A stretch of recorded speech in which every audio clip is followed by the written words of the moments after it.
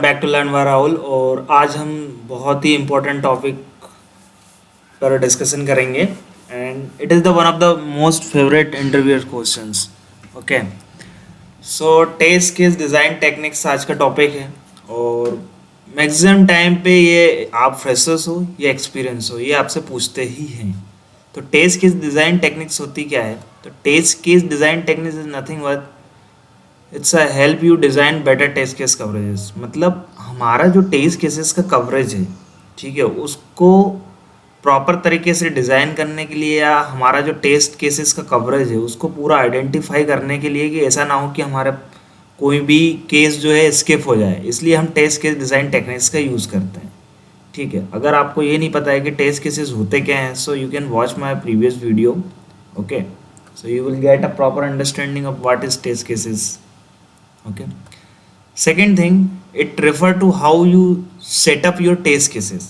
ठीक है, it is important that your test cases are designed well or you could fail to identify bugs and defect in your software during testing. कहने का मतलब क्या है कि ये एक तरह से हमारे टेस्ट केसेस को सेटअप करता है।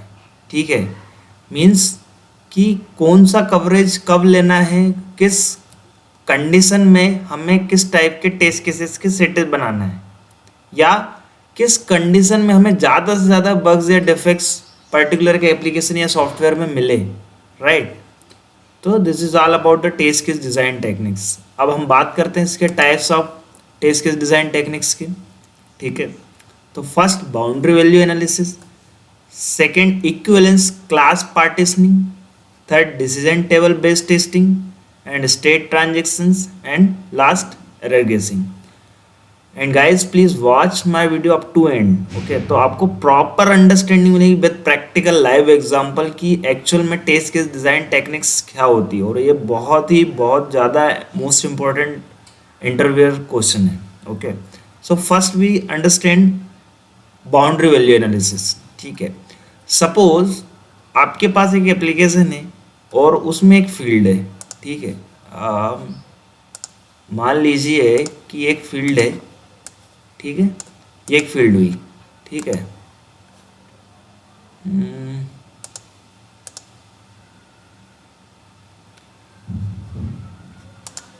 अभी ये फील्ड है, मान लो एक ये फील्ड है। ठीक है, अब इस फील्ड में क्या होता है कि ये जो फील्ड है वो सपोज 1 से लेके 10 तक की वैल्यू लेता है। ठीक है, मान लो एक कोई ऐसी फील्ड है जैसे कि आपको 10 में से कितने मार्क्स मिले। ठीक है, और उसमें आपको एंटर करना रहता है। ठीक है, तो हम करते क्या है कि अब मुझे इसको टेस्ट करना है कि ये फील्ड प्रॉपर तरीके से वर्क कर रही है या नहीं कर रही। तो मैं क्या करूँगा, सारी वैल्यू एंटर करते जाऊँगा। क्या 1 2 3 4 5 6 7 8 9 10। चलो ठीक है, ये 1 to 10 है, हम इंटर करके देख सकते हैं कि ये फील्ड प्रॉपर वर्क करनी है। सपोज यहाँ पे अगर मैं 1000 कर दूँ तो क्या होगा? क्या हम सारी ही वैल्यू इंटर करके देखेंगे और टेस्ट करेंगे? क्या नहीं। तो there is a one concept boundary value analysis. So नाम से ही पता लग रहा है बाउंड्री वैल्यू पे हम उसको एनालिसिस करेंगे। राइट, तो मान लो कि मुझे 1 to 10,000 वैल्यू यहाँ पे एंटर है और यह एक्सेप्टेबल जो फील्ड है वो 1 से 1000 तक ही एक्सेप्ट करती है। तो मैं क्या केस लगाऊंगा? ठीक है, पहला तो केस क्या लगाऊंगा कि मैं चेक करूंगा इसकी बाउंड्री कंडीशन 1 पे। तो 1 पे अगर मैं लेता हूं तो ये एक्सेप्टेबल रहना चाहिए। राइट, तो मैं एक इसमें केस लगाता हूं कि टू वेरीफाई दैट कि ये एक वैल्यू इंटर करके देखूंगा और चेक करूंगा कि ये वैल्यू यहाँ पे इंटर हो रही है या नहीं हो रही है। ठीक है, पहला केस ही हो गया। ठीक है, यहाँ पे मैं फर्स्ट केस। ठीक है, अब सेकेंड केस में हम क्या करेंगे, स्पेलिंग पे आप ध्यान नहीं देना। ठीक है, we are need to focus on what concept. First case क्या होगी, एक एक्सेप्टेबल रहना चाहिए। मैं इसकी बाउंड्री वैल्यू पे चेक करूंगा। अब एक से पहले की पे चेक करते हैं अपन, जैसे कि 0। सेकेंड केस क्या होगा कि अब मैं 0 एंटर करके देखूंगा इसमें, तो 0 एक्सेप्टेबल होना चाहिए क्या? Not acceptable. ठीक है, हम ये बाउंड्री कंडीशन चेक कर रहे हैं, राइट। अब मैं अगर यहाँ पे -1 करूंगा, -3, तो सेम लॉजिक सबके लिए चलेगा, तो भी वो एक्सेप्ट नहीं करेगा। तो मैं ये जो वैल्यू है -1 -3 ये इंटर करके नहीं देखूंगा, मैं सिर्फ 0 पे चेक कर रहा हूँ, ठीक है, क्योंकि लॉजिकली वो कोडिंग ऐसी ही होती है। तो मैं बाउंड्री कंडीशन पे चेक किया 0, नॉट एक्सेप्टेबल। अब थर्ड केस क्या बनाऊंगा मैं 1000 पे, ठीक है। थर्ड केस मैंने क्या बनाया,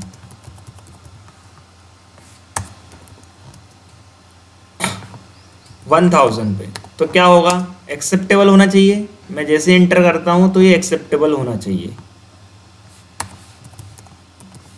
ठीक है। अब बात करते हैं हम फोर्थ केस, क्या बनेगा हमारा यहीं ऐसे ही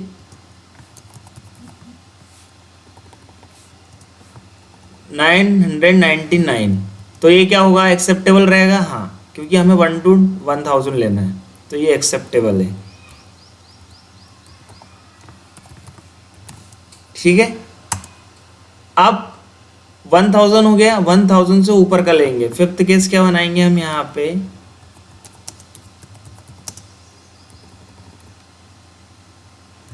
एक 1001, तो ये नॉट एक्सेप्टेबल है, ठीक है।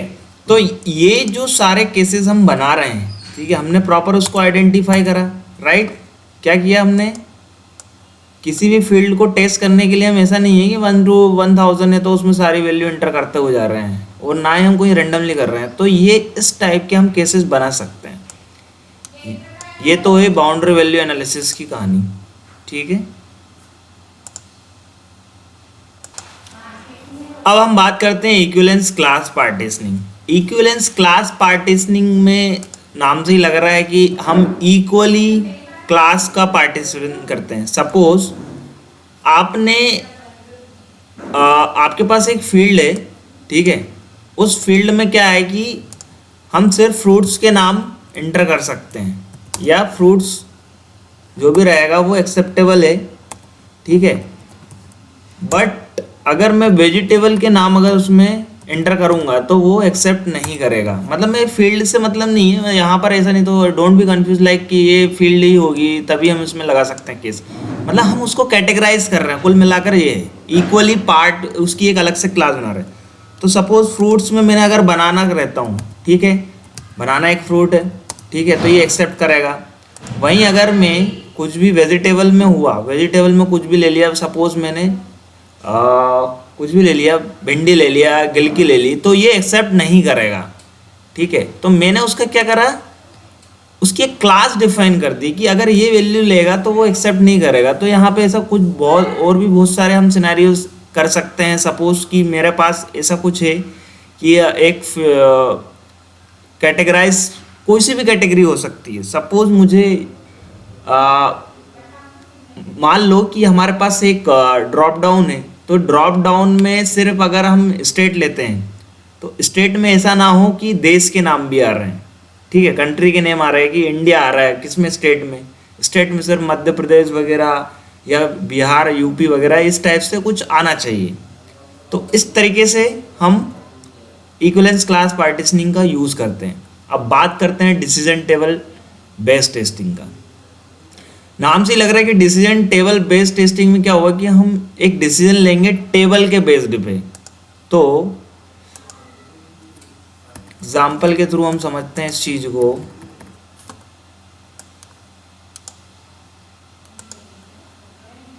ठीक है, इसको डिलीट मारते हैं, पूरा को डिलीट कर देते हैं। सपोज यहाँ पे एक यूजर नेम की फील्ड है, ठीक है, यूजर नेम की फील्ड है, मान लो ये फेसबुक है, फेसबुक लगभग सभी चलाते हैं, तो आई थिंक सबको अंडरस्टैंड रहेगा। यूज़र नेम, पासवर्ड वगैरह एंटर करते हैं, ठीक है। उसके बाद मैं क्या करता हूँ, एक पासवर्ड हो गया, पासवर्ड की फील्ड है, ठीक है। यहाँ पे फिर से वही एक पासवर्ड की फील्ड हो गई, ठीक है। यहाँ पे पासवर्ड की फील्ड रहेगी और यहाँ पे एक लॉगिन की बटन रहेगी, ऐसे ही कुछ रहता है, लॉगिन की एक बटन रहती है, ठीक है। अब मुझे टेस्ट करना है ये पेज को, ठीक है। या और अगर हम लाइव देखें तो एक एक्सेल ओपन कर लेता हूँ, ठीक है। यहाँ पे लॉगिन, यूज़र नेम, यहाँ पे एक पासवर्ड हो गया,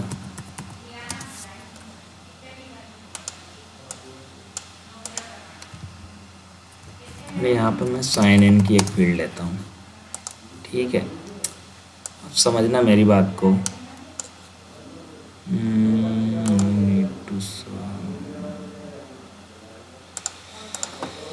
चलो इसको बी में, मान लो कि मेरे पास एक पेज है जिसमें मुझे एक लॉगिन को टेस्ट करना है, ठीक है। अब मैं क्या करूँगा, करेक्ट यूज़र नेम और पासवर्ड डालूंगा और क्लिक ऑन लॉगिन, तो उस कंडीशन में लॉगिन होना चाहिए, राइट। ये मेरा एक केस हो गया। सेकंड केस क्या होगा कि मैंने रॉन्ग यूज़र नेम डाला, रॉन्ग पासवर्ड डाला, लॉगिन करा, तो इस कंडीशन में लॉगिन नहीं होना चाहिए। तो क्या कर रहे हैं, हम रैंडमली ले रहे हैं, तो हो सकता है कि हमारे कुछ केसेस है वो मिस हो जाए।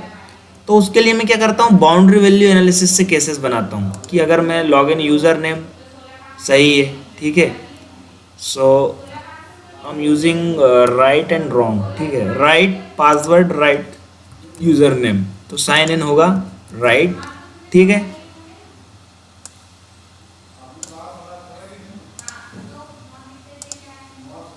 इसको BC लेते हैं, बोल्ड कर देते हैं, ठीक है।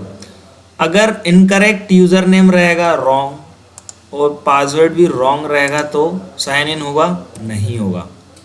अगर मैं यहाँ पे करेक्ट यूज़र नेम लूँगा, करेक्ट पासवर्ड नहीं लूँगा, मतलब रॉन्ग लूँगा, तो उस कंडीशन में भी साइन इन नहीं होगा। सेम थिंग यहाँ पे फिर से वही कि अगर ये रॉन्ग हो, ये राइट हो, तो भी लॉगिन नहीं होगा। तो हम क्या कर रहे हैं, यहाँ पे एक टेबल बनाई, देन उसके थ्रू हम केसेस बना रहे हैं। तो ये एक पहला केस हो गया, ये दूसरा केस हो गया, तीसरा केस हो गया, ये चौथा केस हो गया। तो इस तरीके से बहुत सारे और भी केसेस हो सकते हैं। तो इस तरीके से हम टेस्ट कर सकते हैं हमारी एप्लीकेशन से, और कुछ भी केसेस जो है स्किप ना हो। अब बात करते हैं स्टेट ट्रांजेक्शन्स की। ये भी एक टेक्निक होती है जिसमें कि स्टेट ट्रांजेक्शन्स आपने कभी भी यूज़ किया होगा ATM, ठीक है। मैं ATM का एग्जांपल लेता हूँ। तो सपोज आपने कार्ड एंटर किया ATM मशीन में, पहले ट्राई में क्या करा आपने, गलत पिन कोड डाला, तो उस कंडीशन में क्या होगा, आपको फिर से एंटर करने के लिए बोलेगा, ठीक है। थर्ड में क्या होगा, अगर आपने सेकेंड टाइम भी रॉन्ग करा तो वो थर्ड के लिए एंटर करने का बोलेगा। थर्ड में भी आपने करा तो क्या होगा, आपका कार्ड ब्लॉक हो जाएगा। ये एक केस बन गया, समझ रहे हो। स्टेट ट्रांजेक्शन्स में क्या करते हैं, सिंपली हम स्टेट की जो ट्रांजेक्शन्स हो रहे हैं, मतलब उसमें जो बदलाव हो रहे हैं, उसके अकॉर्डिंगली ही हम उसमें केसेस आइडेंटिफाई कर रहे हैं, ठीक है। अब सेकंड में केस क्या लेगा कि अगर हमने फर्स्ट ट्राई किया और पिन करेक्ट रहता है तो उस कंडीशन में हमको एक्सेस मिल जाता है, एक्सेस ग्रांटेड, और आप उसमें जितना भी अमाउंट रहता है आप उसमें एंटर करो। सपोज मुझे 2000 निकालना है तो 2000 एंटर किए, देन मैंने उसको एंटर किए और वो पैसे निकल गए, ठीक है। अब एक केस क्या हो सकता है कि फर्स्ट ट्राई में आपने इनकरेक्ट किया, सेकंड में क्या होगा कि आपने करेक्ट दिया, तो उस कंडीशन में क्या होगा, फिर से आपको एक्सेस मिल जाएगा। तो इस तरीके से हम स्टेट की जब ट्रांजेक्शन्स टाइप से हम सिनेरियोज आइडेंटिफाई करते हैं तो उस कंडीशन में हम स्टेट ट्रांजेक्शन टेक्निक्स का यूज़ करते हैं, ठीक है। अब एट द एंड में एरर गेसिंग। एरर गेसिंग में क्या आता है कि हमें खुद से, मतलब टेस्टर अपनी एक्सपीरियंस के अकॉर्डिंगली ये आइडेंटिफाई करता है कि किस कंडीशन में मुझे इशूज़ मिल सकते हैं। सपोज मेरे पास एक फेसबुक का पेज है, ठीक है। फेसबुक के पेज में अभी हफ्ता हमने क्या देखा था कि हम करेक्ट यूज़र नेम पासवर्ड डाल रहे हैं, इनकरेक्ट यूज़र नेम पासवर्ड डाल रहे हैं, देन लॉगिन कर रहे हैं। तो ये तो सारी चीज़ें हो गई, लेकिन एक्सेप्शनल केस हम कौन से नहीं करते हैं। सपोज मैंने यहाँ पे लॉन्ग स्ट्रिंग डाली, ठीक है, यहाँ पे आपने लॉन्ग स्ट्रिंग डाली, देन एंटर किया, ठीक है, पासवर्ड कुछ भी डाला, मतलब हम ऐसी कंडीशन को देख रहे हैं जो कि एक्सट्रीम लेवल पर रहती है, कोई भी उसको आइडेंटिफाई नहीं कर पा रहा, लेकिन एक टेस्टर कर सकता है, क्योंकि उसके एक्सपीरियंस के अकॉर्डिंगली हम ये आइडेंटिफाई कर सकते हैं कि ये एप्लीकेशन कब ब्रेक हो सकती है। तो देखो प्रॉपर वैलिडेशन इन्होंने हैंडल किया है, ठीक है। फेसबुक में इतना आसानी से हम बग ट्रैक नहीं कर सकते क्योंकि it's a very big organization और यहाँ पे बहुत सारे experience QAs are working. Okay, तो कहने का मतलब क्या है कि एरर केसिंग में हमारे यूजर एक्सपीरियंस के अकॉर्डिंगली आइडेंटिफाई करता है टेस्टर की कहाँ पर हमको इशूज मिल सकते हैं, ठीक है। So this is all about test case design techniques, and if you like my video, please subscribe my channel and comment below if you have any type of doubt. So thank you guys.